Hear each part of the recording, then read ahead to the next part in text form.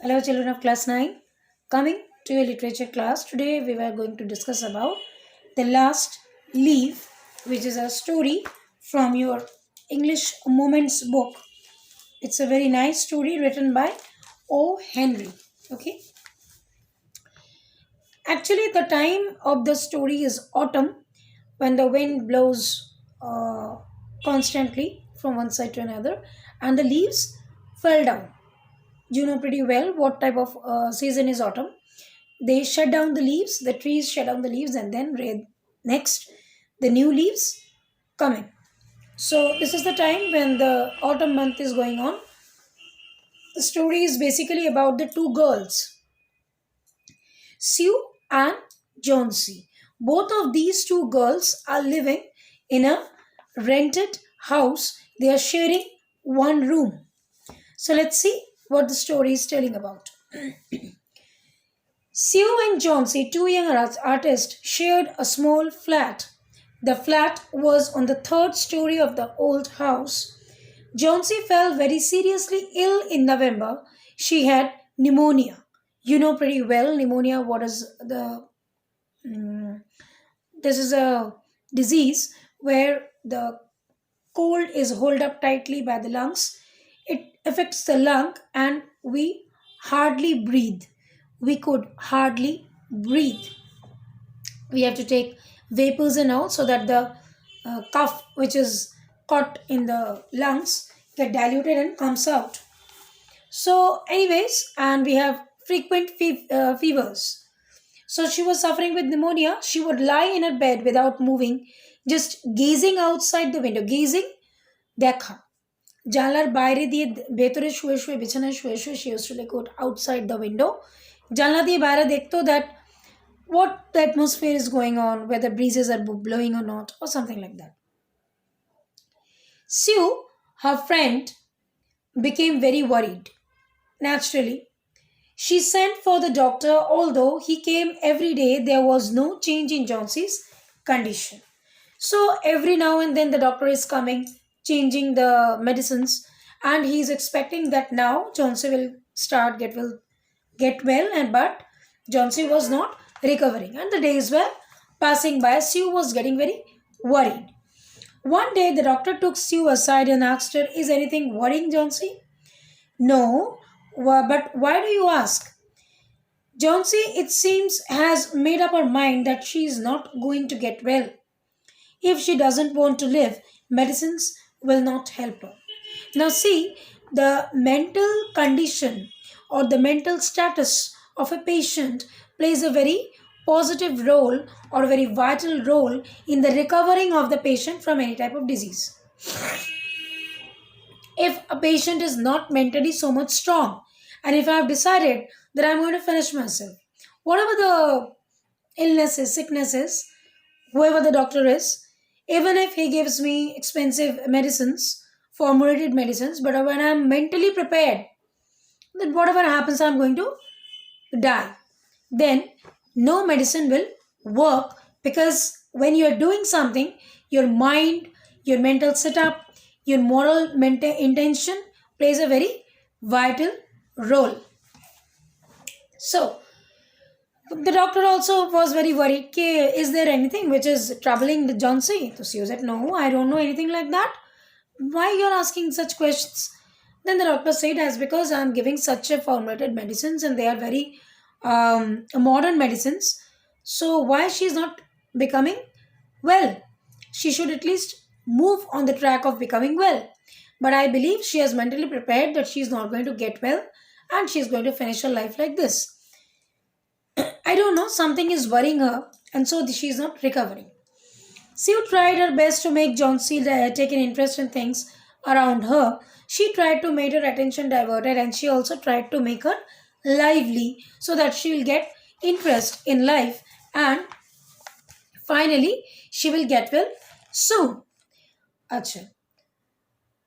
But Johnsy kept on lying on the bed, and she did not give any response. Both of them were good painters. Both of them had a good interest in drawing. So she would bring the drawing board, the drawing pencil, the sketch pen, the painting brush and everything, so that Johnsy will get some energy and start drawing. So that will also divert her mind from being a sick people or sick person rather. Suddenly, Sue heard Johnsy whispering something. She quickly rushed to the bed and heard Johnsy counting backwards. She was looking out of the window and was trying, saying 12. After some time, she whispered 11, 10, then 9, 8, 7. She could not find what actually Johnsy is doing. She was looking at her face. She was trying to follow what Johnsy is trying to do. She was doing back counting 12, 11, 10, 9, 8, 7, and she was looking outside the window. So she was trying to calculate what exactly Johnsy is trying to do. She's visualizing something outside the window and she's doing the back counting. What the hell is going on? Then finally she asked, "What is it, dear?" 6. They are falling faster now. 3 days ago, there were almost 100 leaves. There are only 5 left now. She was counting the leaves of the tree which is just outside her window, and as the window was a glass window, here you can see the picture.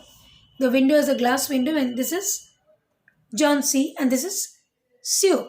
So Sue is asking Johnsy that what exactly you are counting. So Johnsy told that there were 100 leaves and very fast now there are only 6 left. So Sue said that come on dear, this is autumn and in this month normally leaves fell down. Again new leaves come up. When the last leaf falls, I will die, said Johnsy with finality. I have known this for the last 3 days. Then suddenly Johnsy said, I am waiting for the last leaf to fall down. When the last leaf will fall, I will die. And from the last 3 days, I am feeling that. Oh, that nonsense! What have old ivy leaves do with your getting well? The doctor is confident that you will get better. Johnsy did not say anything. Sue went brought her a bowl of soup. I don't want any soup. I'm not hungry. Now there are only 4 leaves left. I want to see the last one fall before it gets dark. Then I'll sleep forever. When she was mentally completely prepared that she is going to die. And nobody in this world can keep her alive. Because somehow she is connecting her life with the falling down of the leaf. As we count down the backward counting, when the doctor says there are not so many days left, the patient is going to die. Just similarly like that, Johnsy is counting her last oozings, her last breath. I want to see the last leaf fall down and I'll sleep forever so that I'll never get up from my bed. Sue sat on Johnsy's bed, kissed her, and said, You are not going to die. I can't draw the curtain for I need the light. I want to finish the painting and get some money for us. Please, my dear friend, promise not to look out of the window while I paint. And Sue was painting because she will sell the painting and she is going to get some amount. And so she was drawing, so she could not put the curtain off.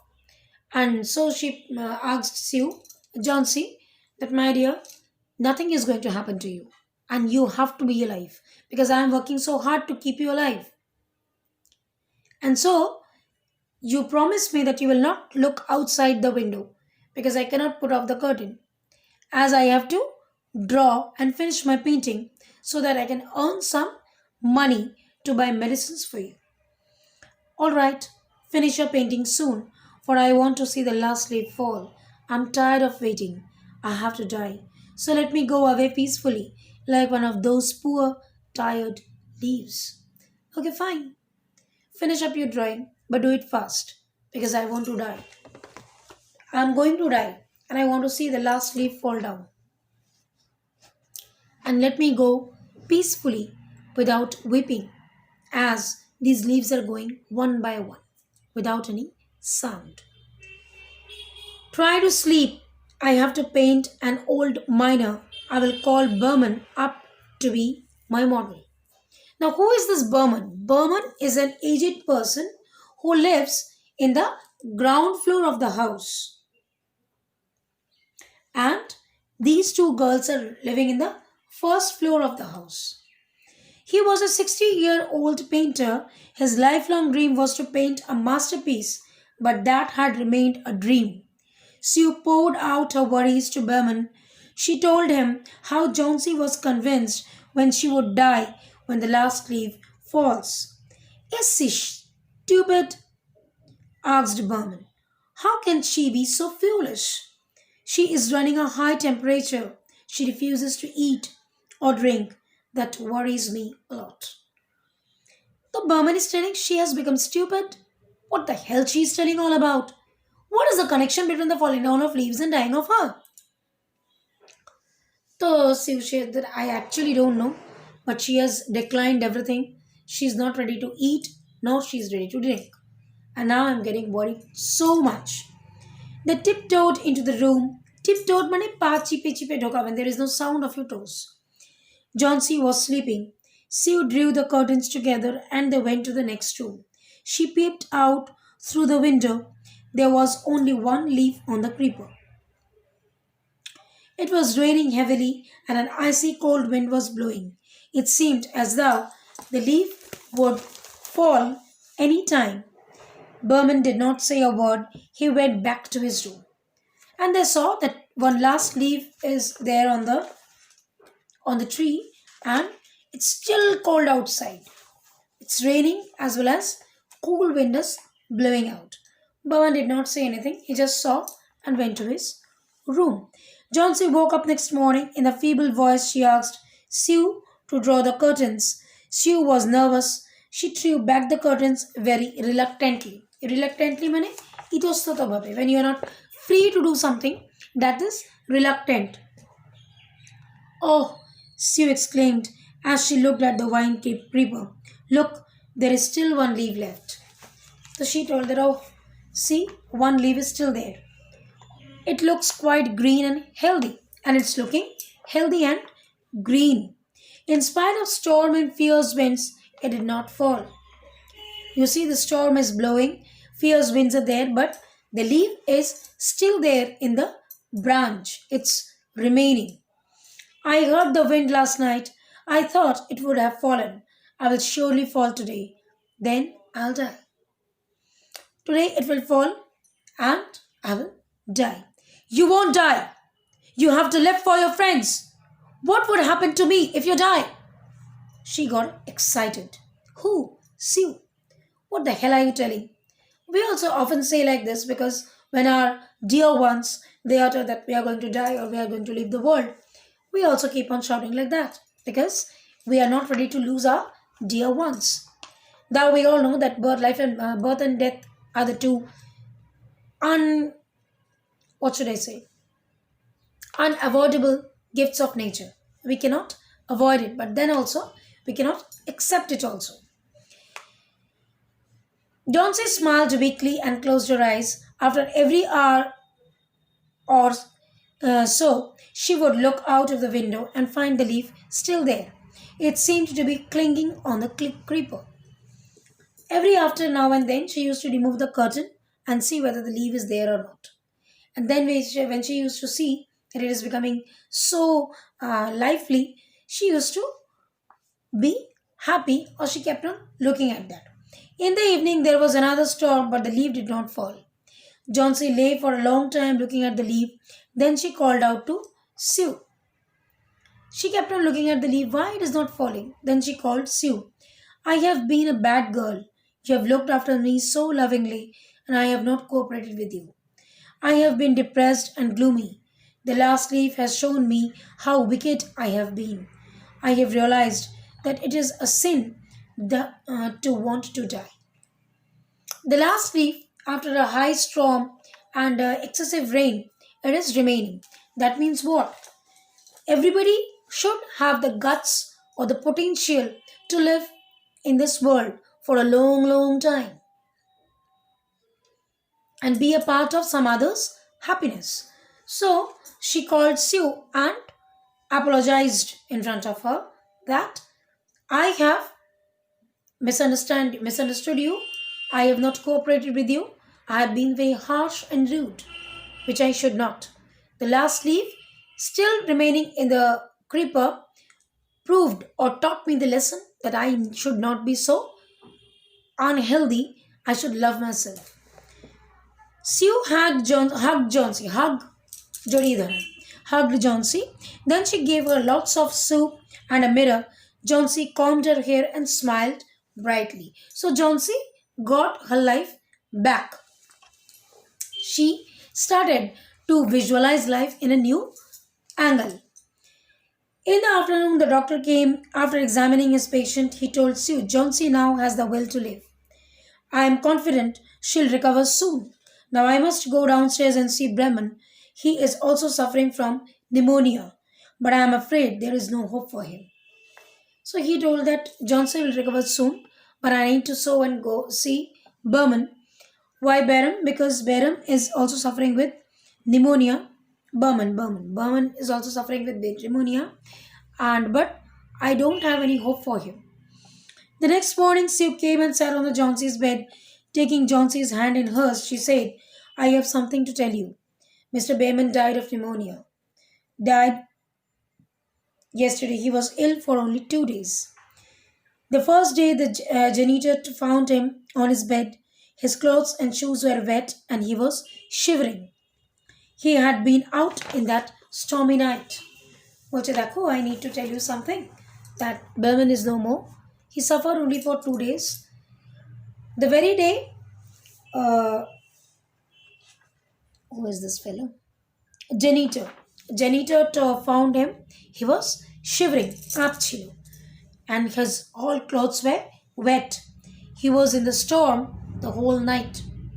Then they found a ladder and a lantern still lighted lying near his bed.